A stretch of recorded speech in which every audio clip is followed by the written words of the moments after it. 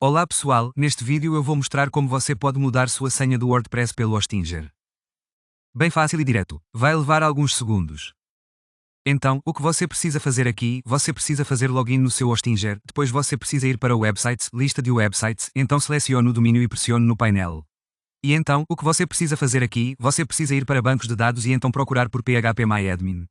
Tudo bem, agora espera alguns segundos até carregar.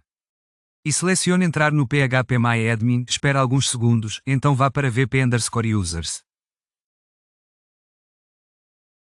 Então aqui você vê seu e-mail e sua senha aqui. Pressione em editar e então mude sua senha aqui. E então pressione ir. E como você pode ver aqui, minha senha foi alterada e eu vou mudar minha senha novamente. Então não se preocupe, não tente acessar minha conta porque ela será alterada. Então sim, é basicamente isso. E se eu te ajudei, por favor, pressione curtir e inscreva-se para mais. Cuide-se.